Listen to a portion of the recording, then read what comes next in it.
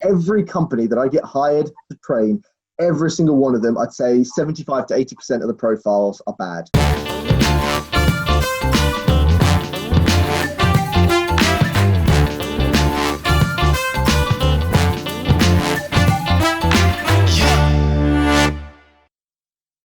I'm anti-cold calling, and I know that you say it's one method and not the only method because there are other methods, whereas I'm like every other method but cold calling, please. People that are listening to this right now, I want you to understand something. Dan has created £25 million worth of revenue on LinkedIn. He's got 600,000 followers on LinkedIn. When I asked him, when we were having a chat a week or two ago, I asked him about his knowledge and expertise and exposure around Instagram and stuff. He hardly uses that platform at all and other platforms. His focus is purely on LinkedIn. So I would say that he's an authority on this. And so I know most of you don't have 600,000 followers. Most of you haven't created that kind of revenue. And even if you've come close to it, my belief is you haven't really. You're just maybe telling a bit of a porky pie here, because I know you're my listeners. Now, Dan, let's help these people, okay? Because that's what I want to do. I want to try and help people. So for those of you that are listening to the podcast right now that don't have a pen and paper in your hand, okay, either listen to it and then listen to it again, okay, or go and get a pen and paper, press the pause button and listen, and then make some notes that Dan's about to tell you. Okay, what are the 5 common mistakes people make, Dan? Okay, common mistake number 1 is profiles. Every company that I get hired to train, every single one of them, I'd say 75 to 80% of the profiles are bad.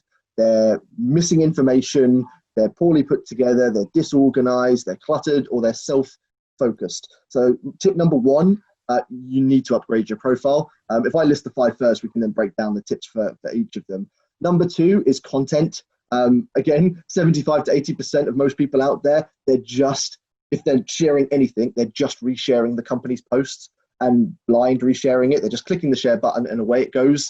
Sometimes that's their choice. Sometimes it's what's instructed by the marketing department. Either way, it doesn't work. Tip number 3, or the mistake number 3, they have no personal brand. No one knows who they are in their industry, certainly not online. So when their prospects are writing posts saying, I'm looking for a new printer supplier, I'm looking for a new cybersecurity system, they're not getting tagged into it. No one's saying, I'd recommend Spencer Lodge because they did a great job for us. They have no presence. Number 4, they have small networks. I see salespeople with less than 500 connections. There is no need for that. And for anyone who tries to argue, oh, it's about quality, not quantity, you don't have to choose. You can have a big network of good prospects. I've got my 30,000 connections. That's the limit. That's a big limit. Facebook's 5,000. LinkedIn, you've got 30,000 connection limit. You've got an unlimited follower sort of limit. I've got 30,000 connections, but the majority of them, talking 60 to 80% of my network, are relevant to my industry, product, and target buyer.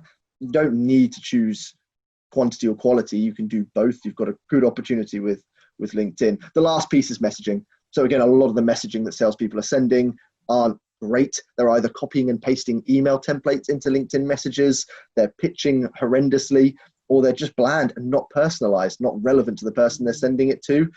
LinkedIn, again, gives you the opportunity to send written messages, audio messages, and video messages. You've got so many opportunities to send creative, engaging, conversation-worthy messages. But look, you don't know what you don't know. I'm sure there are people listening to this, you don't know how to use LinkedIn, that's fine. I didn't. When I started, I had no idea what to do. I had to learn through sort of trial and error and a lot of practice. But, hopefully in this episode, I'll be able to get you guys on the right kind of track. But those are the 5 common mistakes.